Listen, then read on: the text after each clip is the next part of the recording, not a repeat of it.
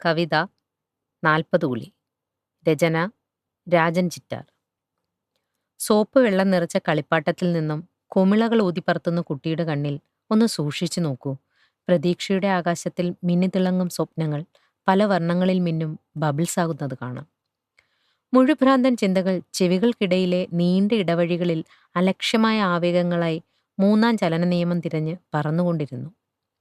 വരാന്തയിലിരിക്കുന്ന ചാരുകസേര ചൂണ്ടിയുള്ള ആർക്കമിഡീസിന്റെ ശബ്ദം പോലീസ് വിസിലിനൊപ്പം പറമ്പിന്റെ അതിരുകല്ലും കടന്ന് അഴയിൽ വിരിച്ചിട്ട ചുവന്ന അടിവസ്ത്രങ്ങളുടെ പിഞ്ചിയ തുളകളിലൂടെ വിപ്ലവത്തിന്റെ ആരവങ്ങൾ തിരഞ്ഞ് ജനൽപ്പാളികൾ തുളച്ച് തീൻമുറിയിലെത്തി ചിലമ്പിച്ചു. പാഞ്ഞുവന്ന രേമാന്റെ ബയണറ്റുകളേക്കാൾ വേഗതയിലൊരു തെറി വരാന്തയിൽ നിന്നും അടുക്കളയിലേക്ക് പാഞ്ഞു. പാത്രങ്ങളുടെ ചിലമ്പിച്ച ശബ്ദതലത്തിൽ നിന്ന് അമ്മൂന്ന് നീട്ടിയുള്ള പെണ്ണൊച്ച വാതിൽപ്പടിയിലെത്തി. കൂസലില്ലാതെ ചെവിയിൽ തൂങ്ങുന്ന ഒറ്റ കമ്മൽ തിളങ്ങിയാടി.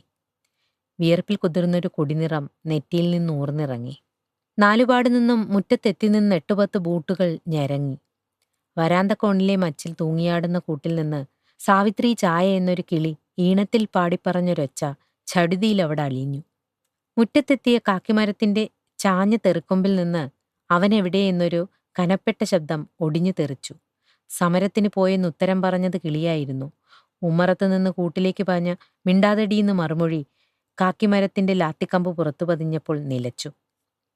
മുറ്റത്ത് വലിയ ചെമ്പിൽ തിളയ്ക്കാനിട്ട വേതുവെള്ളത്തിലെ നാൽപ്പാമരം, കരിയിഞ്ച, മരപ്പട്ട, പലയില വേരുകൾ, പച്ചമരുന്ന്, പൂവ്, കായകൾ, കാക്കിമരച്ചോട്ടിലെ വിഷപ്പാമ്പ് ഫണമുയർത്തി നീട്ടിത്തുപ്പിയ വിഷത്തീണ്ടലിൽ കലങ്ങിമറിഞ്ഞു.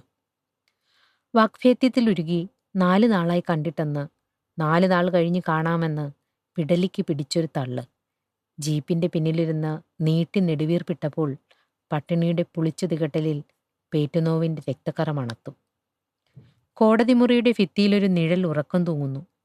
കാലദോഷം ചുരത്തിയ മുലപ്പാൽ കണ്ണീരിനൊപ്പം ഇടകലർന്ന് കാൽമുട്ടിന്റെ അറ്റത്തു നിന്നൂർന്ന് കൈവിരലുകൾ കഴുകിയിറങ്ങി.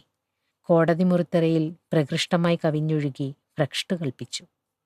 ചന്തമൈതാനത്തൊഴിഞ്ഞ പുറംപോക്ക് മരക്കൊമ്പിൽ ഉത്സവക്കൊടിയേറിയ കാലത്തൊരു പ്രേതം തൂങ്ങിയാടി നിന്നു. അപ്പോഴും അതിൻ്റെ തുടകളിലൂടെ രക്തമിറ്റുകൊണ്ടിരുന്നു. ഞെരിഞ്ഞമർന്ന മുലകൾ ചുരത്തി ചുരത്തി വരണ്ടിരുന്നു. പിന്നിലേക്ക് വലിച്ചു കെട്ടിയ കൈക്കുള്ളിലൊരു ഉണങ്ങിയ 40 പൊക്കിൾക്കൊടി അമർത്തി പിടിച്ചിരുന്നു.